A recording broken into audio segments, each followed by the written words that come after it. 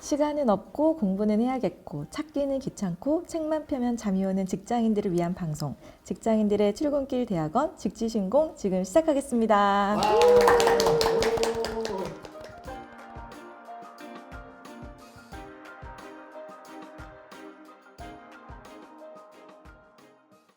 안녕하세요. 저는 쿠입니다.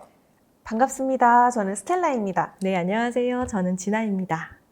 저희 직지신공 리더십 시리즈 네 번째 주제인 학습에 대해서 지금 논문 풀어가고 있고요. 네, 오늘은 두 번째 조직학습, 네, 두 번째 이야기를 좀 해보려고 조직학습이 합니다. 경쟁 우위의 선행 요인이다라는 논문인데요. 네, 지난 시간에는 이제 학습이 뭐냐 이런 이야기를 주로 이야기를 했어요. 네. 그래서 적응 학습이 있고 전환 학습, 시스템즈 사고, 그다음에 지속 개선 이렇게 네. 이야기를 했었고요. 그 다음에는 그것이 이제 전략과 연결되어야 된다 이런 이야기를 한 거예요. 근데 전략만 있었지 학습은 안 하면서 전략만 이야기를 해서 아쉬움이 있더라. 네. 그걸 이제 연결을 해보자 그랬고요. 그러면 이걸 연결을 하려면 그걸 이론적으로 좀 설명을 해야 되잖아요. 학습하고 전략하고 성과하고 무슨 상관이야? 상관입니까? 어떻게 그게 상관이 있다는 거야?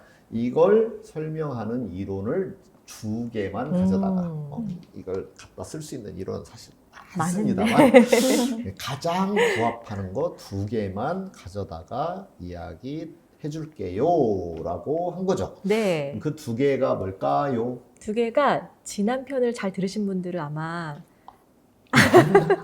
네, 잠깐 언급을 했었거든요. 네. 첫 번째가 자원 기반 관점. 자원 기반 관점 이렇게 네. 이야기를 합니다. 네. 이거를 이론이라고 하기에는 좀 애매해서 Resource Based View라는 View라고. 이름을 쓰고 있습니다. 네. 그리고 두 번째가 동적 역량 이론. 동적 역량 이론 그렇게 네. 두 가지를 이제 중심 이론으로 가져왔다 이렇게 볼 수 있습니다. 네. 그래서 우선 Resource Based View를 이야기를 먼저 해보도록 하죠. 네. Resource Based View는 그냥 말 그대로 Resource Base 그래서 자원이 있어야 돈을 벌어 이 뜻입니다.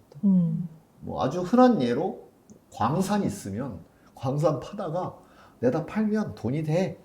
가장 쉽게 생각할 수 있는 광산업이에요. 광물 자원이 있잖아요. 원유도 떠오르네요. 그렇죠. 원유도 있죠. 그치, 네, 엄청난 맞습니다. 자원이죠. 네. 네. 그래서 결국 가치는 그러니까 회사에서 어떤 무슨 조직이 성과를 낸다. 어떤 펌이 성과를 낸다. 수익을 창출한다는 거는 자원이 있기 때문이야. 이 얘기입니다. 저희 회사의 자원은 뭐죠?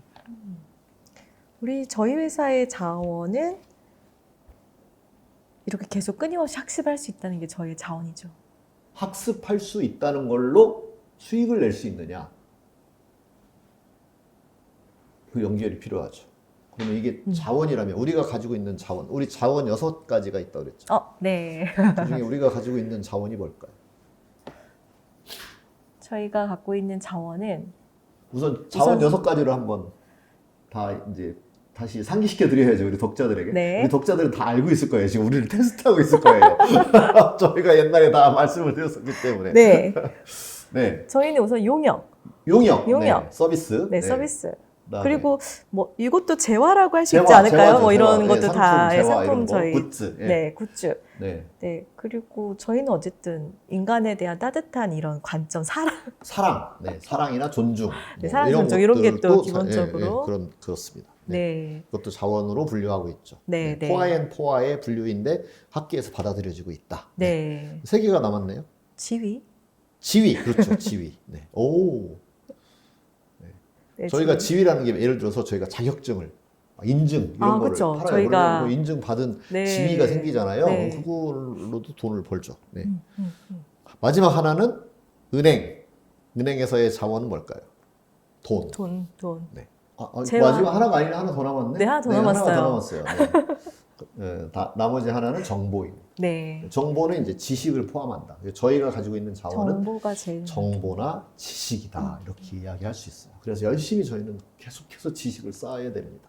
그래서 그 자원을 가지고 그 지식 자원을 가지고 상품화해서 상품화는 뭐냐면 저희 프로그램으로 서비스, 만드는 거. 컨설팅 네. 서비스라는 상품을 만들어서 판매하고 있는 게 저희 회사의 업이다. 그러니 봐라. 너네들 지식이라는 정보가 없으면 뭘로 돈 벌 건데 뭔데? 이렇게 물어보는 것이 리소스 베이스드 뷰다. 이런 겁니다. 그죠? 네. 은행은 돈이라는 자원을 가지고 그걸 가지고 이자를 받아서 이제 돈을 벌고 있고, 광산은 광물 자원을 캐서 내다 팔고 있고, 그죠? 그다음에 무슨 인증협회 이런 데는 인증이라고 하는 걸로 지위, 지위를. 이 업을 할 수 있는 지위를 부여하잖아요. 그거 가지고 또 돈을 벌고 있고 이렇게 하고 있다. 네. 네. 그 생각해 보면은 이렇게 조직이 갖고 있는 지식이나 진짜 이런 루틴적인 학습 루틴이라든지 네. 그리고 조직 문화 뭐 이런 것들은 사실은 대체할 수가 없고 모방하기 쉽지 않잖아요. 다른 네. 회사에서. 그렇게 되면 그걸 네. 자원이라고 부르는데, 맞아요. 근데 네. 이제 여기서 그 두 번째 이 자원은 거기까지는 그걸 누가 몰라? 그게 뭐 이론이야라고 말을 하겠지만 거기에다가 이제 네 가지 요소를 이야기합니다. Value이라고 해서 valuable, 그 자원은 가치를 창출해야 된다. 네. 예를 들면 물은 옛날에는 이제 물을 내다가 팔 수가 없었죠. 왜 그러냐면 그쵸. 그 가치를 사람들이 느끼지 않으니까. 왜 맞습니다. 그러냐면 여기저기 다 희소성이 가치가 네. 없어요. 그러니까. 근데 지금은 이제 물이 가치를 갖게 됐죠. 이거 맑은 물이야. 이건 심해수야. 뭐 이러면서 특별한 가치를 부여하기 시작했습니다. valuable. 그 다음에 rare. 희소해야 된다. 된다. 예, 희소해야 된다. value, 그 다음에 rarity. 그래서 희소해야 된다. 그거고요. 그 다음에 inimitable. 아, 모방하기요. 모방이 불가능해요. 그래서 네. 저희 회사가 막 이제 교육을 하잖아요. 근데 다 카피해서 해. 그러면 저희 회사는 이제 더 이상 할 수가 없어요. 레드오션이 돼버리는 거예요. 근데 이니셔티브는 누가 가서 뺏겨서 뭐 할 수는 있겠지만 여기서 하는 거와는 다른 게 있다. 이게 모방이 안 된다. 그러면 이제 이 저희 이니셔티브 교육이 계속해서 판매가 가능한 것이 되는 거죠. 그게 모방 불가능성입니다. 네. 그리고 마지막으로는 non-substitutable. 대체. 교육은 교육으로만 할 수 있는 고유의 뭔가가 있어야 되는 거예요. 이걸 다른 걸로, 예를 들어 동영상으로 대체해 버린다거나 또는 뭐 무슨 책으로, 책 독서로 대체한다거나 이렇게 해서 이게 다 대체해 버린다면 이걸 더 이상 트레이닝 프로그램을, 오프라인 트레이닝을 예를 들어서 할 수가 없는 거예요. 그 다음에 마찬가지로 동영상 교육이 있다고 쳐요. 그럼 동영상 교육을 다른 걸로 대체해 버린다. 뭔가 AI가 뭔가 만들어서 한다. 그러면 그건 이제 더 이상 자원으로서의 가치가 없어지는 네. 거죠. 네, 대체가 돼 버렸으니까.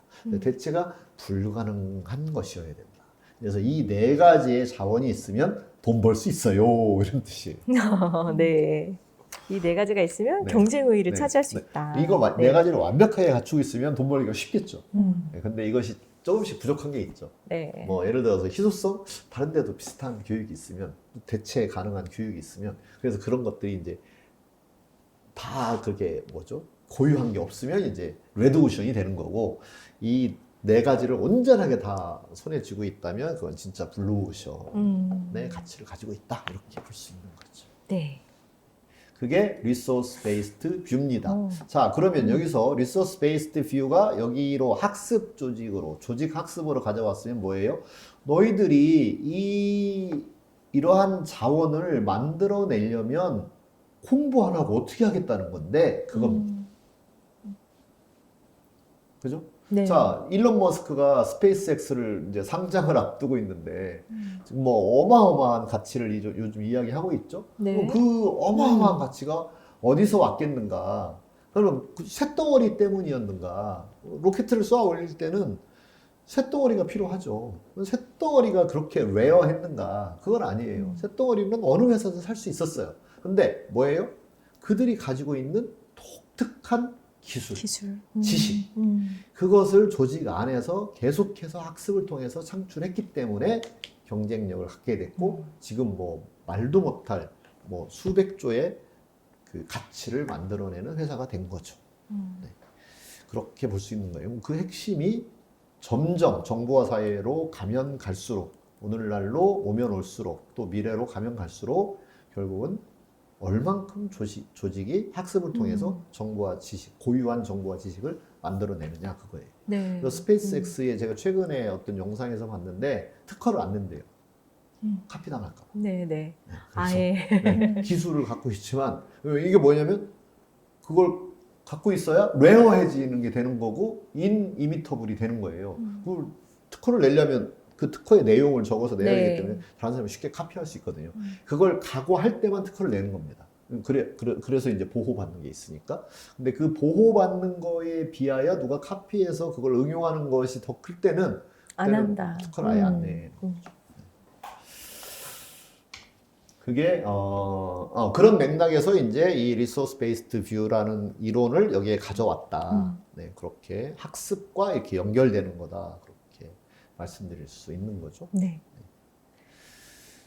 그 다음에 두 번째 이론으로 넘어가 볼까요? 네. 두 번째 이론은 다이내믹 케이퍼빌리티, 제가 아까 좀 컴피턴시로 얘기했는 케이퍼빌리티 티어리입니다. 네. 케이퍼빌리티 티어리다. 그건데 뭐냐면 이거는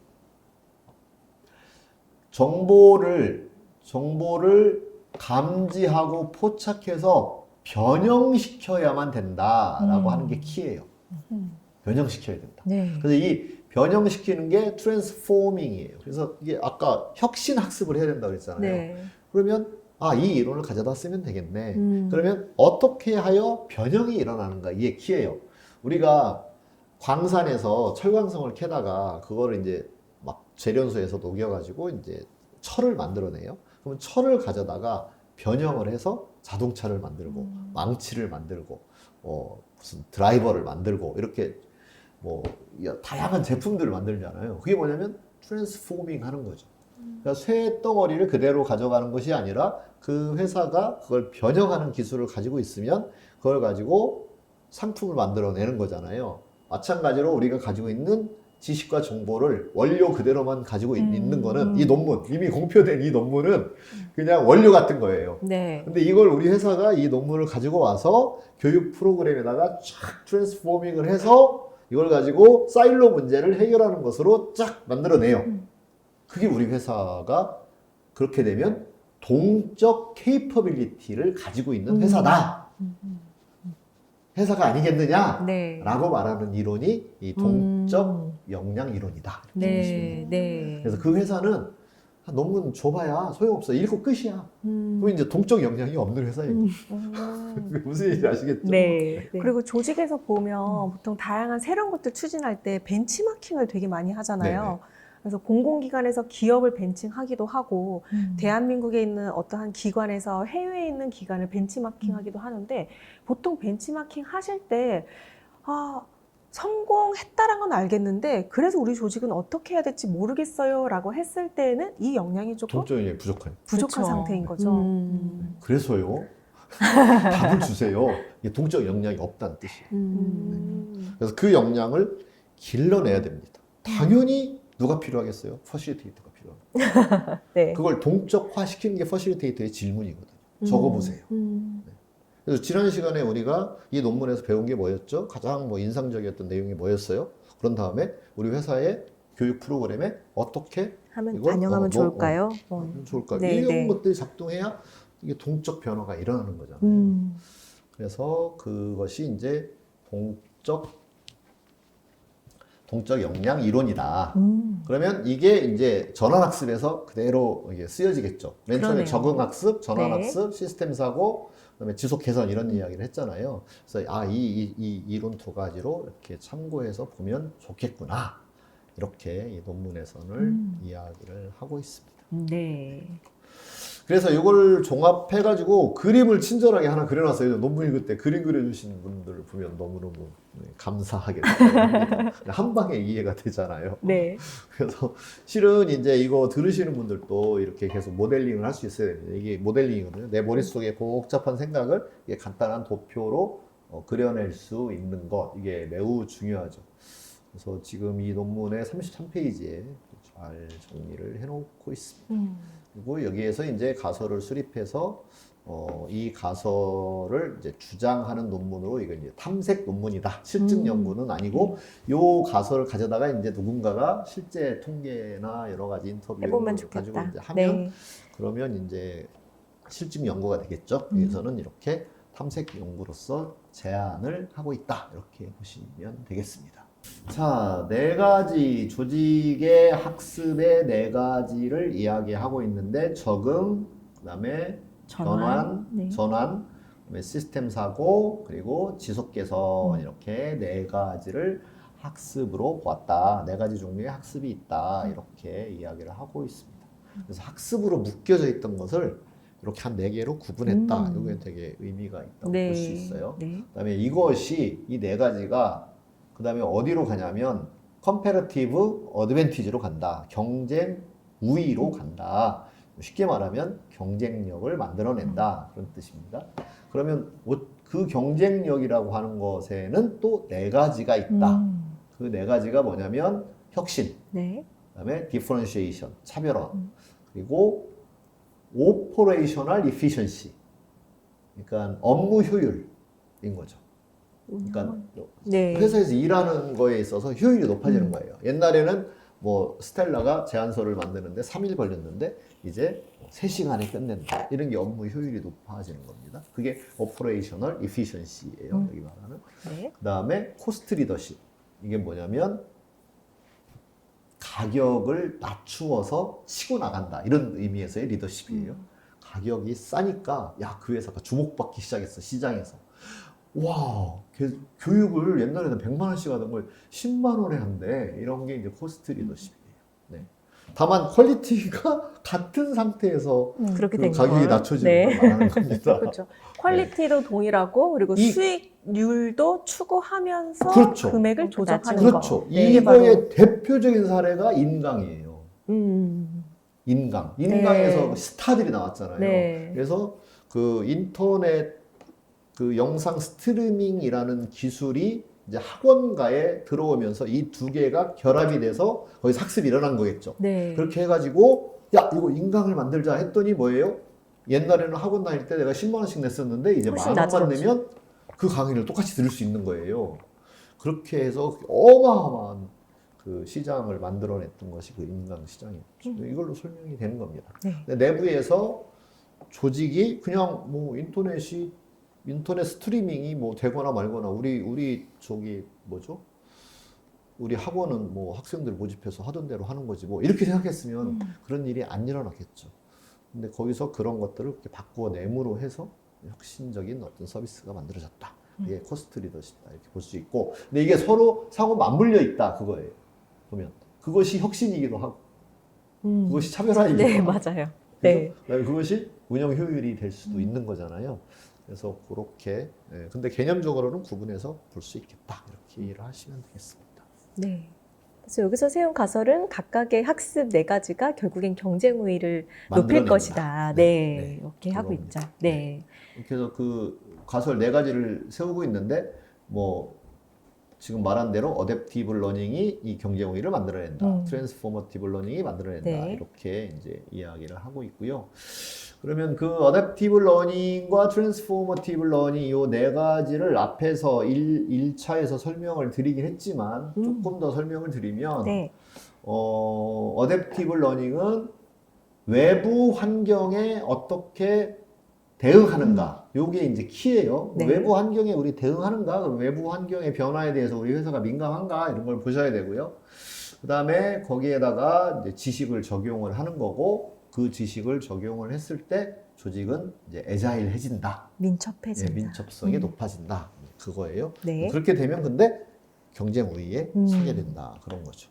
뭐 예를 들면 저희 그 코로나 때 저희가 되게 줌이 막 계속 버전업되고 그랬을 때 저희 회사가 그때 이제 수가 부사장일 때였는데 수가 계속해서 줌이 변화되는 버전업에 대해서 막 무료로 맞아요. 이렇게 알려드리고 이렇게 했잖아요. 그리고 그게 이제 저희 회사에 줌 안에서 새로운 기능이 생성되거나 그렇죠. 네. 어떻게 이제 방법이 크게 변했을 때 그때마다 줌 활용 설명회를 줌으로 진행했었죠. 계속 했었죠. 네. 네. 그래서 그것이 이제 조직의 민첩성을 높였고 그것이 이제 고객에 대한 그런 서비스도 있었지만 저희 내부에서도 그걸 빨리빨리 캐치업을 해서 줌에 대한 적응력과 줌 사용력을 이제 높이는 그런 계기가 됐다 이렇게 말씀드릴 수 있죠. 네.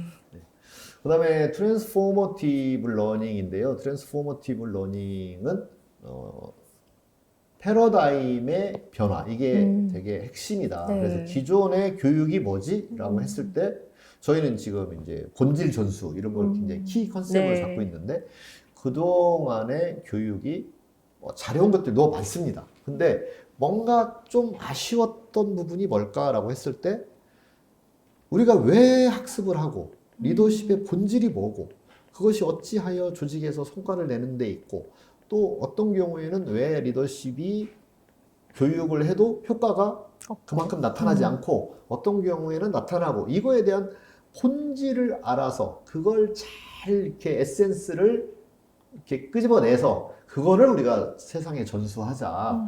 요걸 저희는 이제 되게 혁신적인 부분으로 보았던 거죠. 그래서 패러다임을 그냥 세상에 나와 있는 흔한 지식들을 전달하는 그런 패러다임에서 아직 세상에 보지 못한 그런 것들을 잘 응축시켜서 세상에 내놓자. 이런 걸로 저희가 패러다임 시프트를 이제 교육 측면에서는 맞아요. 하고 있었다. 그런 네. 거고요. 그 다음에 조직에서는 뭐 예를 들어서 권력적 관계로서 업무를 추진해 가던 거를 이제는 대화적 관계 또는 학습적 관계로 조직을 트랜스폼 시켜줘야 되는데 그 부분에 있어서의 조직을 바라보는 패러다임을 제가 바꾸어가는 그러니까 저희도 바꾸고 저희의 고객사를 또 바꾸게 해주는 그런 부분이 이제 트랜스포머티브 러닝을 저희가 하고 있는 부분이다 그렇게 얘기할 수 있겠죠. 그걸 통해서 저희는 근데 그런 걸 이제 조직 개발로 서비스를 하기도 하니까 저희 조직 자체의 변화도 만들어내야 되는 거고 저희 조직 자체의 성장도 여기서 일어나야 되고 그거를 이제 고객한테도 고객한테도 일어날 수 있게 해주는 거죠. 그래서 이노베이션, 컬티베이션, 혁신이 계속해서 자라나는 문화를 그런 경작을 해내야 된다. 경작, 컬티베이션, 경작으로 번역하는 게 좋겠네요. 여기서는. 네. 그런 것이 이제 두 번째의 이야기고 세 번째는 이제 시스템즈 띵킹. 네. 지난 시간에도 자세히 말씀을 드렸지만 부서 간의 협업이 일어나게 하는 게 시스템즈 띵킹의 아주 핵심이다라고 하는 거예요. 그게 앵커다 그런 거고 그러려면 홀리스틱 디시전 메이킹을 해야 된다. 전체적인 네, 그래서 의사결정. 부서가 같이 결정을 하도록 해야 맞아요. 된다. 이거 뭐예요? 네. 워크숍을 해야 된다는 얘기잖아요. 저희가 그거를 사실 프로바이드 하고 있는 거다 그런 거고 거기에는 그렇게 했더니 잘 되고 있는지 또는 서로에게 피드백을 주는 그런 메커니즘이 잘 작동하는지 그런 부분을 살펴야 된다 이렇게 이야기하고 있습니다. 네. 그 다음에 이제 컨티뉴어스 임프루브먼트는 그렇게 했더니 정말 회사가 좋아지고 있어? 라고 하는 퍼포먼스에 대한 측정자가 있어야 된다는 거예요. 매출로 측정할지 뭐 순이익의 증가로 측정할지 순이익의 증가율을 볼 것인지 또는 뭐 이직률로 볼 것인지 또는 뭐 특허가 얼마큼 증가했는지 특허 건수로 볼 것인지 뭐 등등으로 평가를 만들어야 된다 그런 거고 그 다음에 어느 한 부서나 누군가가 만들었던 지식은 바로 쉐어링이 되도록 해야 되고 네. 그리고 그러한 쉐어링을 하는 학습을 해가는 과정에 최적화가 일어나도록 해야 되고 그런 최적화는 항상 부분 최적화가 전체 최적화를 방해할 수 있는 위험이 있다는 것을 염두에 둬야 된다. 이건 이제 시스템즈 띵킹과도 연결되는 부분이라고 말씀드릴 수 있겠습니다. 네. 여기가 그럼 독립변수인 4가지 조직 학습에 네. 대한 걸 한 번 더 제가 짚어봤죠. 그래서 여기서 경쟁 우위까지를 이제 인디펜던스 베리어블이다라고 이렇게 박스를 쳐놨죠. 네. 그러면 이제 경쟁 우위가 생기면 종속 변수는 뭐예요? 조직의 성과가 좋아진다. 네. 그렇게 이제 설명을 하고 있는 거죠. 네. 여기까지가 논문에서 다뤘던 이제 주요 네. 내용들이었어요. 네. 네. 확실히 이제 뭐 실증 연구는 아니어서 이렇게 좀 개념적으로 네. 많이 정리가 된 뭐 내용이었고 어떤 네. 분은 그냥 썰만 풀었네 이렇게 아쉬워할 수도 들으실 있겠지만. 수도 있겠지만 맞습니다. 네, 썰을 푼 거고요. 근데 우리가 이런 상상력을 통해서 근데 이분들이 뭐 그냥 그 소설을 쓴 것은 아니고 다 논문 기존 기성 연구에 기반을 해서 이렇게 정리를 하신 겁니다. 저 매우 수긍되는 내용이었다고 생각을 하고요. 네. 여러분들도 참고하셔서 조직을 어떻게 학습 조직으로 만들 것인가 또는 어떻게 조직 학습이 활발해지도록 할 것인가에 이제 힌트가 되었으면 하는 마음이에요. 네. 그 논문을 통해서 이게 그동안의 학습 조직이라고 해서 고객분들도 조금 그냥 교육을 좀 많이 하는 회사가 학습 조직인가? 아니면은 개인이 그냥 개인 개발을 열심히 하는 조직이 학습 조직인가? 이런 혼란이 좀 있었는데 이번 직지신공을 통해서 그런 게 좀 명확해졌을 것 같아요. 아, 이제 학습하는 조직? 조직 네. 학습이 이런 거구나 라는 거는 많이 캐치하셨을 것 같다라는 생각이 들어서 네. 이 논문을 다루기를 잘했다. 맞아요. 네. 하나 추가해야 될 게 아까 그래서 이제 측정 문제가 있다. 그동안에 측정에 대하여 그 연구가 소홀했다 그랬다고 네, 했잖아요. 근데 네. 지금 우리가 종합에 관한 이야기만 많이 한 것 같고 그동안에 통합이 부족했다. 이게 논문 맨 처음에 통합이 부족한 게 아쉬웠다. 그다음에 네. 측정에 대해서 맞아요. 별 얘기가 없었다. 맞아요. 이런 얘기가 이제 문제 제기가 네. 있었던 건데 그 측정에 관해서 말미에 이제 이런 이야기를 하고 있습니다. 그러면 혁신은 뭘로 측정할 거냐? 신제품 수, 지적 출시 수. 재산, 지적 재산 뭐 특허 이런 걸 네. 말하는 거예요. 아니면 회사마다 이제 널리지 매니지먼트 시스템이 있을 거예요. 네. 뭐 저희 같은 경우는 이제 노션에 어떻게 그 우리 약속한 대로 잘 쌓여가고 네. 있는지, 구글 노션에 드라이브. 뭐 활용을 얼마큼 하고 있는지 네. 이런 것들을 다 측정해 볼 수 있는 거죠. 그래서 우리가 조직 학습으로 인하여 조직의 변화가 실제로 일어나고 있는가를 확인을 할 때에는 이런 걸 측정해라라고 이제 제시를 해주고 있는 겁니다. 네. 그 다음에 차별화에 있어서는 이제 브랜드력을 봐라. 그래서 브랜드를 이제 사실 브랜드 서베이를 가끔 하잖아요. 네. 뭐 브랜드 인지도에 대한 것도 하고, 그 다음에 브랜드 포지션을 이제 사람들이 어떻게 두고 있는지도 보거든요. 맞아요. 저희 네. 회사 보면 저희 회사 교육에 대해서는 이제 두 가지가 있더라고요. 깊이 있고 잘한다, 비싸다. 두 가지가 브랜드 이미지래요. 근데 비싸다라는 말 대신 저렴하진 않습니다. 이게 좋다고 합니다. 그래서 그런 이제 브랜드력이 있는 거죠. 그 다음에 예를 들어서 에르메스 하면 이제 그 에르메스라는 브랜드가 어떻게 우리에게 네. 인식되는가, 그 다음에 뭐 나이키와 아디다스는 어떻게 다르게 브랜드 인식이 되는가, 이런 부분이 차별성인 거예요. 그래서 그거에 대한 이제 고객 인식들, 그것이 포지티브하게 다가가고 있는지 아닌지. 뭐 최근에 이슈가 되고 있는 한 커피 그 체인에서도 이제 브랜드에 관한 이야기가 네. 되게 많이 나오고 있잖아요. 네. 그런 거죠. 그 다음에 운영 효율에 있어서도 이제 생산성, 운영 효율에서는 이제 생산성 측정할 수 있고, 네. 그다음에 자원 활용도 측정해 볼 수 있고, 공급망의 효과성을 측정해 볼 수 있다. 그런 네. 거고요. 원가 우위는 단위 생산비, 그다음에 규모의 경제, 우리가 얼만큼 규모의 경제, 스케일 오브 이코노미 오브 스케일이라고 하죠. 이코노미 오브 스케일.